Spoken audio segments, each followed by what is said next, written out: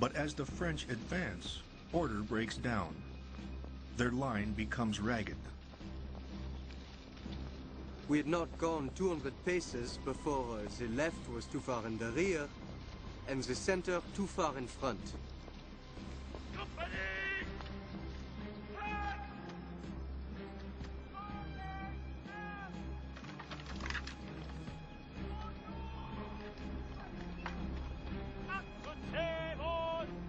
The French begin to fire before they're within range.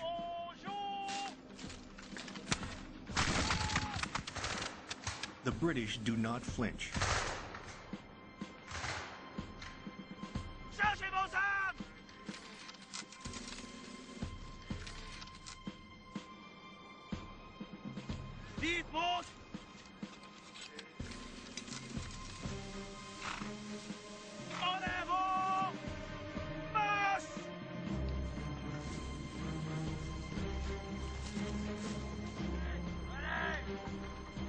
Wolfe waits to the last for maximum effect.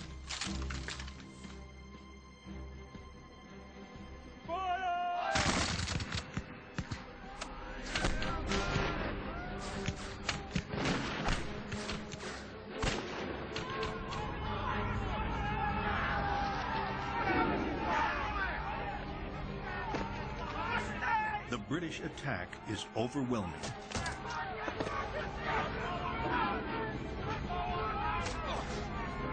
A British sailor would later note, the entire battle lasts no more than 10 minutes.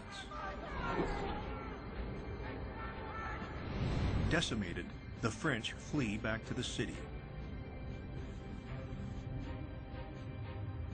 4 days later, they surrender.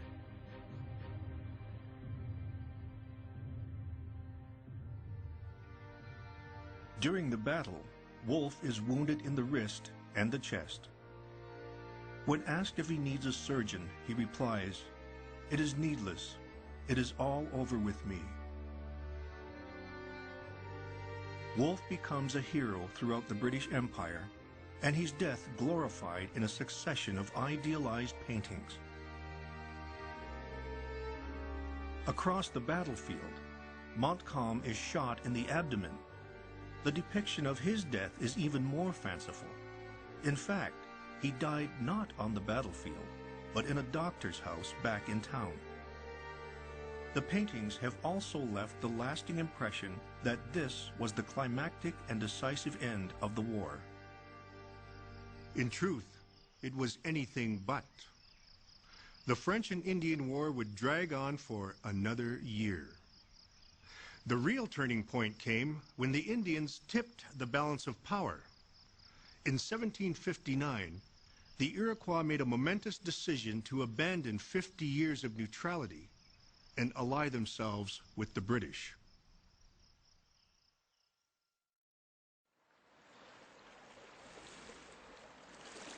In the summer of 1760, Britain prepares to take the last French holdout at Montreal. To do so, they must navigate the whitewater rapids of the St. Lawrence River.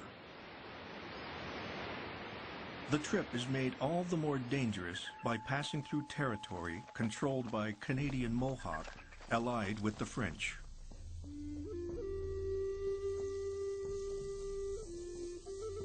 The Indians of North America are diverse nations with complicated, often conflicting interests.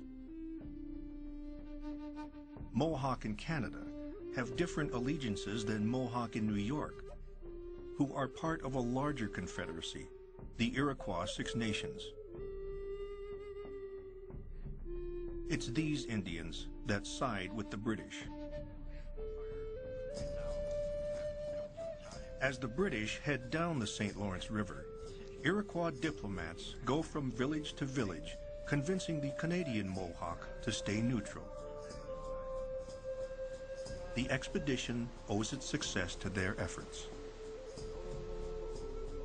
But the Iroquois, the most valuable men on the expedition, were despised and distrusted by the Army's commander, General Jeffrey Amherst. Amherst orchestrates an impressive campaign. three British armies converge on Montreal at the same time. The British arrive with crushing force.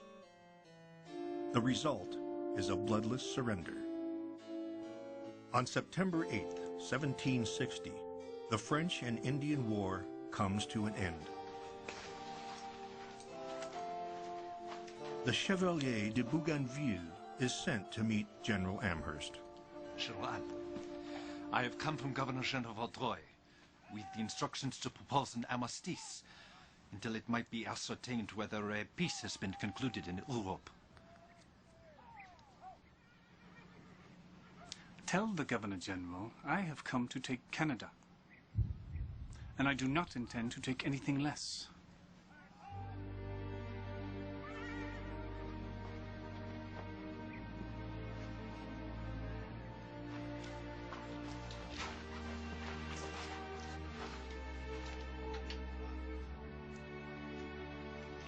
When the French learn that Amherst intends to deny them even the honor of keeping their regimental flags, officers prefer to burn their colors rather than hand them over to the British as trophies.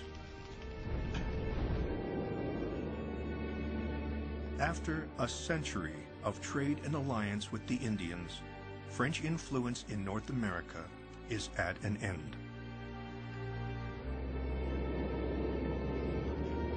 The French and Indian War is finally over.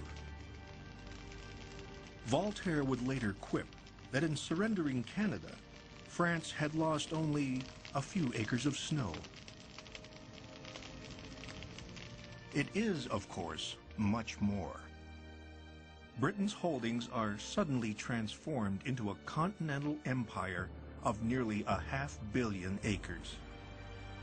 The territory holds vast potential.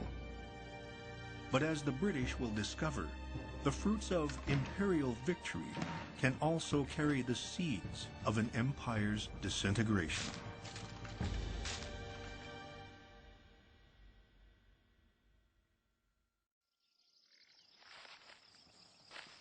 To the young man who'd been at the center of the war, the news from Canada should have been more exciting. But George Washington is a civilian again. Each morning, Washington rides out to oversee activity on his estate, made larger through his marriage to the wealthy widow Martha Custis. I am now, I believe, fixed at this seat with an agreeable consort for life, and hope to find more happiness in retirement than I ever experienced amidst a wide and bustling world. Washington has also been elected to Virginia's Assembly, the House of Burgesses. He sits on the Committee of Propositions and Grievances. It's an exciting time to enter politics in America. The reason it's exciting is the King's Prime Minister, William Pitt. He had encouraged the colonists to think of themselves as active partners with the Crown in a great imperial enterprise.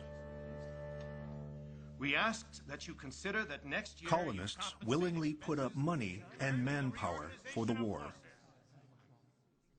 In return, they assumed Parliament recognized it was their right to levy taxes through their elected representatives. It's a misunderstanding that would eventually lead to revolution.